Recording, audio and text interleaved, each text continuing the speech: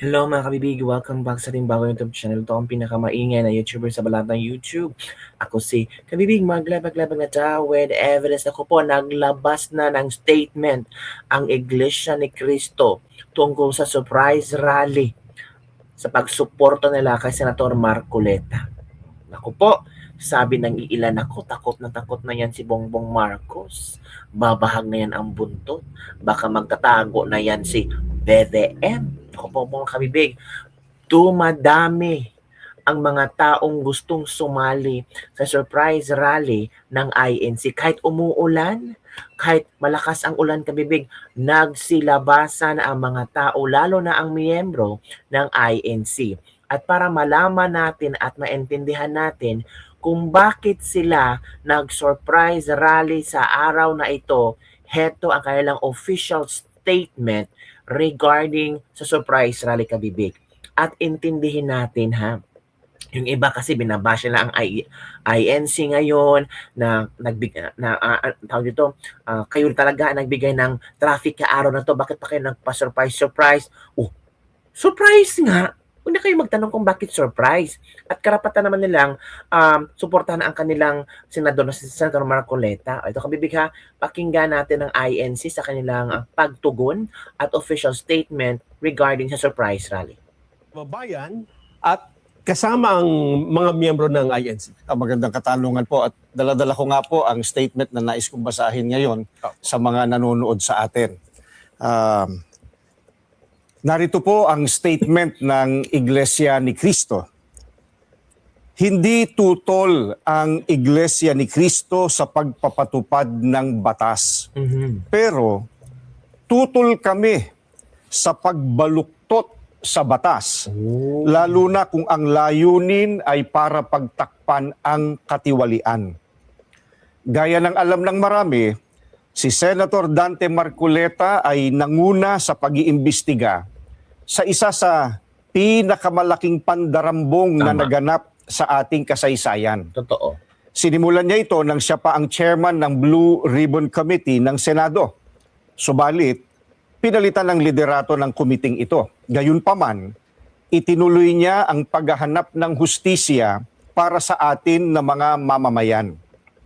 Ang ipinagtataka namin ay kung bakit siya na nagsusulong sa pag-expose ng mga sangkot sa napakalaking pagnanakaw sa Pilipinas ang kakasuhan at ipakukulong. Tama. Sa halip Bakit? na ang mga na-expose. Correct. Ang ikinakaso kay Senator Marcoleta ay plunder na isang non-bailable crime. Sa makatwid, ipakukulong siya at hindi pwedeng magpiyansa hanggang hindi natatapos ang pagliliti sa kanya. Sa madaling salita, ay hindi na niya maitutuloy ang paglalantad o pag-expose sa mga sangkot sa pandarambong na naganap. Pero, paanong naging plunder ang pagtanggap ng campaign donation o campaign contribution? Hindi naman galing sa kabangyaman ng Pilipinas ang tinanggap niyang donation mula sa mga sumuporta sa kanyang pagkandidato bilang senador. At mismong ang COMELEC ay naglabas na ng desisyon na walang krimen na naganap sa pagtanggap niya ng campaign donation. Sinusuportahan ng Iglesia ni Cristo ang itinataguyod ni Senator Marcoleta dahil ito rin ang posisyon namin. Nananawagan kami para sa transparency, accountability, justice, and peace. Kaya, nais naming iparinig sa mga kinauukulan na kahit ipakulong nila si Senator Marcoleta, ay hindi kami titigil sa paghingi ng katarungan para sa mga kababayan natin na ninakawan. Gusto naming ipaalam sa kanila na isang injustice ang selective justice. At hindi kami mananahimik sa harap nitong napakalaking pagyurak sa katarungan na hinihingi ng ating mga kababayan. Yan po ang statement ng Iglesia ni Cristo. Maraming salamat po, Ka Edwin. Maraming salamat po. So yun po kabibig ha, grabe yung punto por punto ang pag-explain ng INC regarding kung bakit sila nagkaroon ng surprise rally ngayon. Question nila kung bakit si Senator Marcoleta will in fact nilabas na yung mga sangkot sa flood control anomalies. Ito yung focus yung flood control anomalies, yung mga kurakot ng politiko. Si Marcoleta hindi kurakot. Tumanggap siya ng donasyon sa panahon ng eleksyon.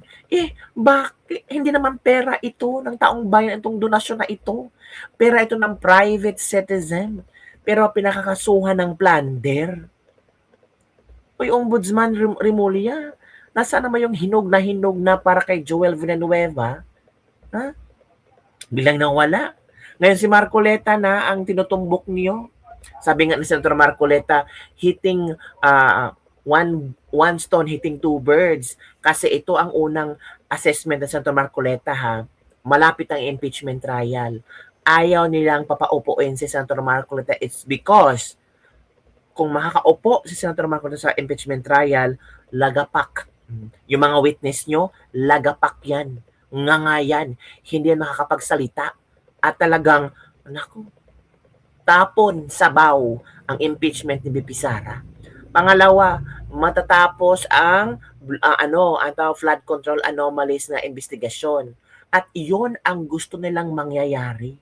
Sabi nga ni Erwin Tulfo, why can't we move on? Puro lang ba flood control ang pag-uusapan natin? Yan ha, galing yan sa bibig ni Erwin Tulfo. So, talagang planado nila lahat ng mga galawang ito. Di ba kabibig? May punto ang Iglesia ni Cristo kung bakit sila nag-rally ngayon. Ipapakita nila sa BBM admin kung gaano sila pag-yurak sa karapatan ni Senator Marcoleta, injustice and fair ang ginagawa nila ngayon. Ikaw kabibig, suportado nyo ba ang surprise rally ng Iglesia ni Cristo? Ito kabibig ha, para maintindihan natin kung ano ba talagang nangyari sa tatawag na yung Senator Marcoleta ba, yung sa COMELEC. Heto kabibig, balikan ulit natin ang video na kung saan malalaman natin kung meron ba talagang basihan yung sabi ni Boyeng Remulla na plunder case ni Senator Marcoleta. Let's watch this video. Attorney John Rex, magandang hapon po.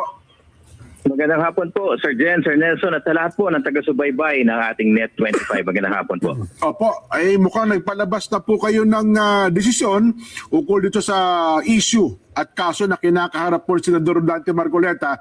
Sa inyo na nga po manggaling, Attorney. Ano ho bang naging desisyon ng ANBANG? Tama po, kaninang tanghali nga po ay tuluyan na po nailabas ng Commission and Bank ang kanilang desisyon sa rekomendasyon po na doon sa ginawang fact-finding investigation. Linawin ko lang po, dito po sa nababanggit nating usapin, wala pong kaso si Senator Marcoleta dito. Ang ginawa po ng COMELEC dito ay nag-initiate ang sarili, motu proprio na fact-finding investigation. At ito po yung naging rekomendasyon. So lumalabas po kasi batay sa fact-finding investigation na yan, batay na rin po sa naunang interview ni Senator Marcoleta sa isang programa, inamin po niyang may tinanggap po siyang mga contributions, ngunit hindi niya po ito dineclare sa kadahilanan po na sabi niya ay hindi po pumayag yung mga contributor. So ito po yung nagbunsod sa COMELEC para po siya i-issue na show cause order sometime in November, na-schedule ng hearing sana ng December, nauwi po ng January. So ang kinalabasan, ayon po kasi sa Section 109 ng Omnibus Election Code, obligado ang lahat ng kandidato na ideklara ang lahat ng kanilang contribution na tinanggap, pati na rin ang gasto sa isang statement of contributions and expenditure. Dapat yung pagkakadeklara po ay totoo, buong pangalan, circumstansya, spokesperson ng COMELEC ang na-interview dito sa Net25. Pakinggan natin ang kanyang explanation para may ideya kayo. Si Attorney John Rex Laudianco, COMELEC spokesperson ito. Sa magkano, iba pa, lumalabas po sa puntong ito, meron pong hindi nagawa si Senator Marcoleta. So ang susunod na tanong, dahil nga hindi po niya natupad ng buo yung Section 109. Hindi naman po sa hindi natupad lahat, kundi may parte na hindi natupad. Opo. Ano ngayon ang kalalabasan nito sa batas? Lumalabas po kasi yung Section 109, bagamat dati, noong 1985 pataas, lumalabas po yan, pag yan na hindi mo sinunod, kasong kriminal po yan. Ngunit noong 1991, nung lumabas ang Republic Act 7166, sabi ng Republic Act 7166, yung Section 109 na yan na dating kriminal, hindi na kriminal sa ngayon. Wala nang kasong kriminal. Repealed na yan sa pagiging election offense. So ano po ang kahihinatnan nito? Pagamat sabi ko nga po, hindi tahasan, buo at kumpletong natupad ni Senator Marcoleta yung regulasyon ng 109, ngunit wala po siyang nilabag na batas na kasong kriminal. At doon po nagtatapos sa parte niya yung investigasyon kung meron bang kasong kriminal o wala. Ngunit sa isang banda, dalawa po kasi ang naging kinahinatnan ng pag-aaral ng PIFAD. Doon naman sa nagbigay ng contribution, malinaw din po kasi sa Omnibus Election Code, sa Section 98 naman, lahat ng mag-aambag, magbibigay, magdodonate, magko-contribute sa kandidato, ay dapat mag-report din sa COMELEC ng anumang uri, halaga, petsa, detalye, pangalan, pati address niya, di pa. Sa pagkakataon pong ito, hindi sumunod yung 3 tao na nag-donate ng almost 75 million pesos kay Senator Marcoleta. Next question, napatunayan na natin na hindi nila sinunod, hindi nila tinupad, wala pong report eh. Ano ang mangyayari? Malinaw po sa ating umiiral na batas na nananatiling kasong kriminal, nananatiling election offense, itong parte ng obligasyon na to ng mga contributor o donor. At dahil po dyan sa ikalawang bahagi ng rekomendasyon, inuutusan po ang PIFAD na pagsampa ng kaso sa COMELEC Law Department laban dun sa 3 contributor ni Senator Marcoleta na hindi nagdeklara. So yan po ang kinalabasan ng ating resolusyon. Ayun. So sa part ni Senador Marcoleta, wala pong election offense na nagawa siya. Wala po. Dahil malinaw na malinaw po yung Republic Act 7166, hindi na kasong kriminal ang hindi pagkakatupad sa Section 109 ng Omnibus Election Code. So yun bang tatlo ay lumalabas sa sila po yung nag-contribute? Ganun po ba ibig sabihin? Tama po kayo, yung nagbigay po ng almost 75 million pesos. Sila po ngayon ay may kakaharapin sa COMELEC Law Department dahil po magsasampa ng complaint yung aming PIFAD. Huwag naman din po sila mag-alala kasi meron pong due process. Ito po yung preliminary investigation, parang piskal. Pwede po sila magsumiti ng kanilang tugon, ng kanilang sagot, pati ng kanilang ebidensya. Pero sa usaping ito, halimbawa kasi di ba yung SOSE, alam ko parang pwedeng itama kung nagkamali. May amends. Ito ba, halimbawa, na-late ho kami. Hindi namin naipasa, hindi kami. Pwede bang parang late ang kanilang pagsumite ng mga dokumentong dapat nilang kailangan patungkol sa tatlo? Hindi naman po. Opo. Sir Jen at Sir Nelson, hindi naman po siguro maituturing na late, ngunit yung correction, yung pagtatama ay obligasyon po yan, nananatiling obligasyon po yan. So pwede pong maitama po yan. Nelson? Kaya lang may deadline yata yun parang 6 months lang after elections? May deadline po ba yun, attorney? Opo, wala naman pong hard and fast rule na kailangan sa loob ng 6 na buwan. In fact, kung titignan nga po natin yung umiiral na mga panuntunan, dapat yan not later than 30 days after the elections, kumpleto na, wala nang pagbabago. Ngunit wala rin naman pong nagsasabi na hindi maaring i-correct pagtatama doon po sa nauna ng isumite po dito. Ayun. So yun pala ang malinaw. Sa bagay, yung SALN, pwede nga daw i-amend dyan. Sabi ng Supreme Court noon. Pero ito po ba, attorney, ay... kasi ang tingin nila dito, parang bagong panuntunan ito. Parang gumawa kayo ng bagong guidelines sa SOSE, attorney. Anong masasabi po ninyo?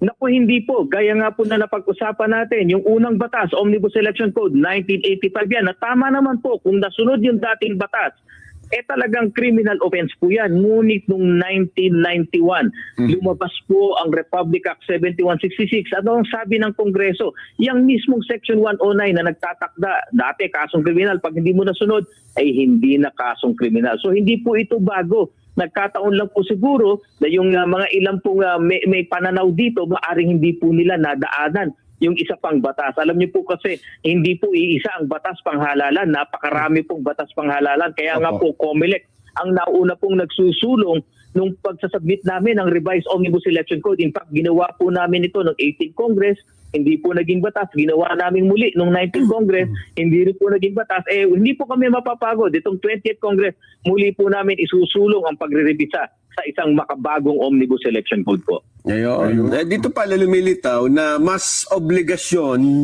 obligasyon ang mga campaign contributor na sila ang magdeklara para kasi kung hindi i-declare nung kandidato, at least doon makikita, di ba? Sa mga contributor. Sa mga contributor, kung sino-sino yung nag-contribute. Tama po ba? Tama po kayo at may isa pa pong aspeto yan kasi pagdating sa buwis. Alam niyo po kasi kapag ang contribution, pagbibigay ng anumang bagay na may halaga ay gagamitin sa kampanyahan. Yun po yung layunin talaga. Wala pong buwis po ito. Hindi po mabubuwisan ito. Ngunit kung tatanggap po sa ordinaryong kalakalan sa pang-araw-araw ng isang contribution, may tuturing po yung donasyon at meron po tayong tinatawag po na donor's tax, may buwis po yan. Siguro isa po yun sa dahilan kung bakit ang batas natin na nagre-require na pareho, yung tatanggap at yung magbibigay ay kailangang may deklarasyon. Ayun, oo nga. Pero teka lang, naalala ko, di ba mayroon pong complaint yung grupo ng Bantay Daya, yung kila Attorney Aro ba yun? Hindi ba kasama ito sa naging usapin? Hindi po, dahil po ito po ikaka-endorso pa lamang ng ating Office of the Ombudsman. Ito naman po ay diretsong kasong kriminal. Ayoko pong i-preempt ang aming COMELEC Law Department dahil magsasagawa pa lamang po ng preliminary investigation. Ngunit kailangan din po nating i-distinguish ano ba yung kinakaso doon. Dahil ang tanging jurisdiction po ng COMELEC ay para sa election offense. Kailangan malinaw po yan. Kung ang isang bata po na isinasampa ay hindi election offense, halimbawa po ay katulad ng ibang kasong kriminal na na-define sa revised penal code o kaya po yung katulad sa ibang salin, ibang ahensya po ang may jurisdiction po dyan, hindi po ang COMELEC. Yun ba sinampa nung Bantay Daya? Hindi ba sa COMELEC nila inihain yun? Dalawa po, may nauna po sila sa COMELEC at meron pong inendorso pa ang Office of the Ombudsman. Ngunit sa pauna po, parang may kasama po sa alegasyon nila na perjury o yung hindi pagsasabi ng totoo. Meron pong ikalawa doon na patungkol sa SALN po. Parang ganun po yan. Ayaw ko pong i-preempt dahil ongoing po ang preliminary investigation dito. Basta ang nililinaw lang po namin, malinaw po at limitado ang jurisdiction ni COMELEC patungkol lamang dapat sa election offense. Opo. Attorney John Rex, maraming salamat at nalinaw niyo po yung bagay na ito. Magandang hapon po. Maraming salamat po. There you go, kabibigyan. Narinig natin ang COMELEC spokesperson. Ano masasabi nyo dito? Ito si attorney, si Congressman Leandro Leviste, ano ang kayang sinasabi dito, kabibig? Ang sabi niya dito sa post siya, kung aalamin sino ang tunay na campaign donors ng mga politiko, mauubos ang karamihan ng nasa Senado at Kongreso. Bakit si Senador Rodante Marcoleta ang kakasuhan habang ang kampanya ng iba ay pinondohan ng flood control? Di ba? Bakit si Marcoleta ang uunahin? Yan ang malaking tanong ng maraming Pilipino ngayon. Wala naman siya. Grabe. Narinig nyo na ba ang statement ni Senator Marcoleta? Ito yung statement ni Senator Marcoleta, kabibig ha. Hanapin natin sa video. Stop sharing muna ako. Pakinggan natin ang statement ni Senator Marcoleta na talagang kung pakinggan mo, masasya ka talaga sa mga revelasyon ni Senator Marcoleta. Knowing Senator Marcoleta really pushed through for the flood control investigasyon. Tapos ramdam ni Senator Marcoleta na talagang iba itong plano nila scripted to planado nila ito, kabibig. Mga minamahal kong mga kababayan, nakikita po ninyo yung pattern sa mga nagdaang araw. Pattern, tama. Mas uunahin po nila yung tao na nagmamalasakit sa inyo. Correct. Para palitawin natin ang katotohanan. Ngunit yung taong nasa likod ng lahat ng kasalanan ito ng pagnanakaw, hanggang ngayon ay wala pa po silang ginagawang pag-uusig. Meron na pong isang demanda kay Martin Romualdez na nakabinbin pa April 2026. Yung isa na inakusahan na dating kalihim ng DPWH ay kanilang kinasangkapan upang siya din ay maging state witness. At siya yata ang gumawa ng paraan para ma-discharge siya sa kanyang naunang asunto. So makikita po ninyo, wala na po tayong kakampi. Ang kasalanan ko lamang po yung paglingkuran kayo, kung kasalanan pong matatawag yan. Na humarap sa kanila ng buong tapang para sa ganon ay malaman ninyo ang totoo. Malaman ninyo kung sino ang nagkasala sapagkat gusto nating papanagutin lahat ng mga taong ito. Ngunit kapag ako'y kanilang inaresto, hindi na po matutuluyan. Akala po nila ay maililibing ito sa limot. Ang isa pa pong inaasahan nila ay hindi na po ako makakasali doon sa impeachment proceedings na nakatakda pong magsimula sa susunod na linggo. Correct. Sa mga tweet, 2 ibon sa isang putok, mga Correct. kababayan. So talagang maliwanag na planado po ito, mga Planado. kababayan. Kasi 2 linggo bago nagpahayag ang ating ombudsman, sinabi na rin ni Ping Lacson Ooh. na tila siyam pa na senador ang makukulong. Dami ha. Parang alam na niya ang mangyayari. Kaya po nang nauna ko nang ipinahayag sa inyo. Alam kong gagawin nila ito. Alam kong aarestuhin nila ako. Alam kong ikukulong nila ako. Ngunit hindi po dahilan yan para tumigil ako sa paglilingkod sa inyo. Kasi po iisa lang ang paraan ko upang paglingkuran ng taong bayan dahil sa pagtitiwalang ibinigay nyo sa akin. Malit na bagay po ang sakripisyo na aking haharapin. Kung ang katumbas po nito ay maipakita natin ang kahalagahan ninyo bilang mamamayan ng ating bansa. Kahit po sa mahirap na kalagayan natin ito, mga kababayan, pinakikiusap ko sa inyong lahat, pag po tayong pumayag na basta-basta na lang nila baluktutin ang katwiran. Alam ko po ang promotor nito ay ang ating ombudsman sapagkat nung kami po ay nagtatalo-talo sa bulwagan ng Senado, isa sa amin ang nagsabi na sometimes we have to bend the law. At sumagot po yung ombudsman. Nang tinanong siya kung tama ang kanyang sinabi, alam na po ninyo kung yung sinagot niya. Yes, sir. Huwag po tayong pumayag na gano'n ang mangyari. Kahit ano po ang mangyari, ilaban po natin ang katwiran. Dahil ang katwiran po ang magpapalaya sa atin. Ito ang magbibigay sa atin ng tagumpay bilang mamamayan at bilang isang bansa. Naniniwala po kasi ako na kahit sa anong laban, lalo na po yung laban na para sa interes ng ating bansa, kinakasihan po tayo ng ating Panginoong Diyos. At hindi siya papayag na magtatagumpay ang nagbabaluktot ng katwiran. Kailanman ang kasamaan, mga kababayan, ay hindi po magtatagumpay. There you go, Kabibig. So, yun pala, one stone hitting two birds. Ayaw nila na makasali si Senator Marcoleta sa impeachment at ayaw nilang makontinue ang flood control investigation. O narinig yun na, Kabibig, ha, ang statement ng INC, narinig yun na rin ang statement ng COMELEC. Walang kaso si Marcoleta. Pero bakit ka nakasuhan na ng plunder? Nako. Yun lang, Kabibig, ang ating Libak-Libak for today. Don't forget to like, subscribe, and share this video para sa mga latest trending news na ating pag-usap-usapan. Bye everyone. See you next time.